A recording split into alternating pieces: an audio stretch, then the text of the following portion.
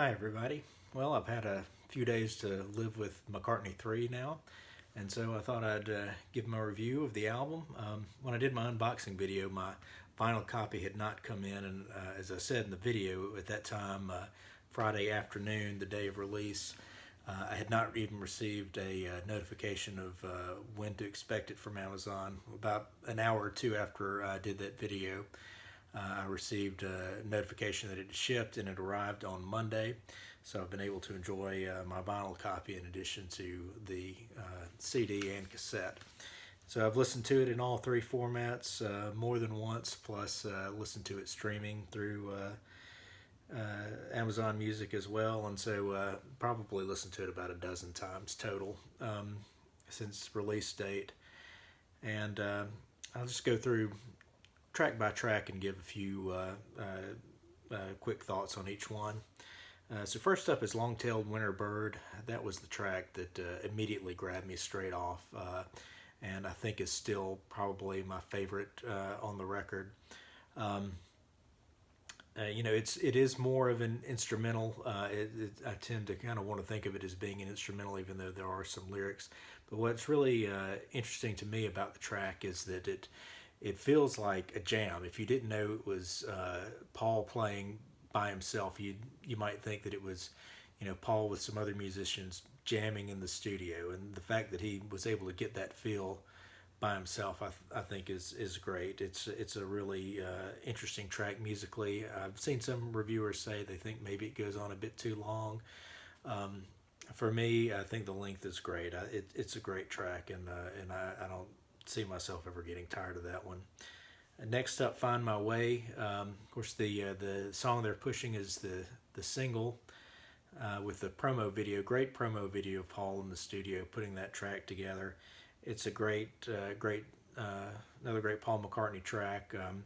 Very catchy and memorable, and it's one that I think I'll be coming back to a lot on this album as well. Third up is Pretty Boys, which is a solid song. I like it, but it's not one of my absolute favorites on the album. The lyrics are kind of interesting. Paul has said it's about male models, but to me, listening to it, you can't help but wonder if he's kind of thinking back on some of his experience in the Beatles days and the constant photo sessions and things like that. Women and Wives is one of the stronger tracks to me on the album. I really like that one a lot. It kind of sounds like Paul is using a little bit of his Lady Madonna voice again on that one. And I really enjoy the lyrics to that one too. It's kind of a Paul in a later stage in his life as a more mature man, kind of giving advice to the next generation and passing it on. I had a friend who's a few years older than me that once said to me about the need to have gray hairs in your life, people who have gray hairs and have experience, and you kind of pass people who've been through what you've been through before and kind of give you that experience. And I kind of feel like Paul is kind of filling that role a little bit in that song. I think it's a good track. Lavatory Lil, that one's got a lot of talk. People keep wanting to throw it back to Abbey Road and Polythene Pam. To me, when I first saw the track, the immediate Abbey Road connection I thought is this the sequel to She Came In Through the Bathroom Window? It's a fun song. It's one you can't take too seriously, and I don't think it's designed to take too seriously. I do kind of wonder sometimes, is he singing about Heather Mills in this track? I don't know. He won't say who it is, obviously, and we probably will never know. But it's a nice little fun track, but nothing spectacular.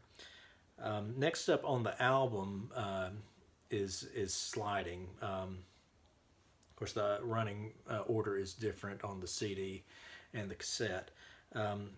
Sliding is a great tune. It's just a hair behind Long-Tailed Winter Bird for my favorite. I love the big, fuzzed out, distorted sound on that one. and the kind of trippy effects on the vocals and everything. It's a great number, and just a fun song to really crank up and enjoy. Side two, we open up with Deep Deep Feeling, or Inside One on the cassette with Deep Deep Feeling. Um, Hypnotic is a word that I've heard used to describe that track, and I think I can agree with that. It does kind of have that feeling, and one of the things I was thinking about listening to this song and the lyrics, Paul is an artist who has been, you know, accused of at times of being a little bit more shallow or on the surface with his songs, and one thing I've also gotten the impression of about Paul. I'm currently reading Mark Lewison's Tune In, and it seems to go all the way back to his younger days. Is he only lets uh, uh, certain people in, only can come in so close. I'm sure he's got people that he was very close to that do get in close, but there's a certain amount of distance. I know I was just reading a passage the other day where Astrid Kircher talked about how Paul was the one that everything seemed a little bit too proper and correct. I'm kind of paraphrasing here. I don't remember her exact words, but basically the idea that what you got with Paul, may have been a little bit more on the surface. He was always very polite and everything, but you didn't necessarily get to see the real him underneath. And with the lyrics to this song, I feel like Paul is giving us a little peek behind the curtain in a way. I think he's talking about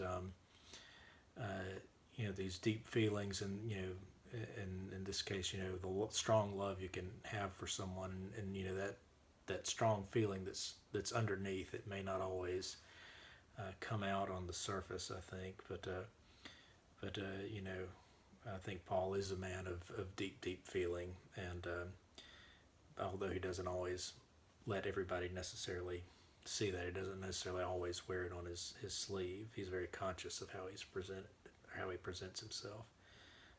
But I enjoy the track. I think it's a good track. Maybe could have been shortened a little bit. If they'd ended it instead of having the false ending and going on, it might have worked a little bit better for me. But I like it fine the way it is. The Kiss of Venus is a good track. Also, I like the guitar and vocals together through that. It's a really nice song. Seize the Day is kind of in that same bucket for me as Pretty Boys. Good track, enjoyable track. I won't skip it when I'm listening to it, but it's not one that I'm going to grab the album just to hear that one song, Whereas I might want to pick it up if I just am in the mood for Long-Tailed Winterbird or Sliding,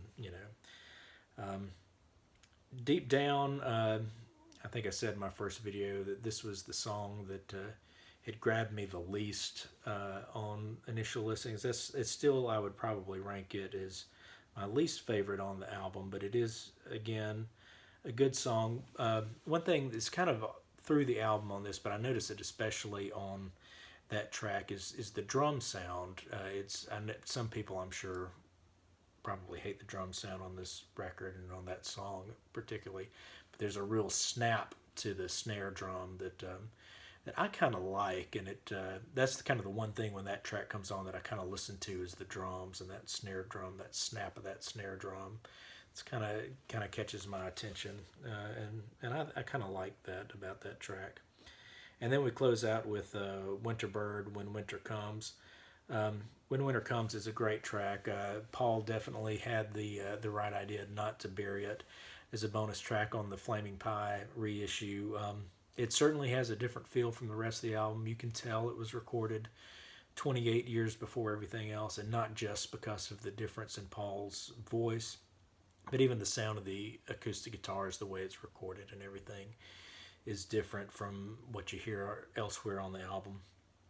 But it's a great song with great lyrics and a great way to close out the album. You can definitely tell in terms of the style of the music, it definitely is of a piece with things like Calico Skies and Great Day on Flaming Pie.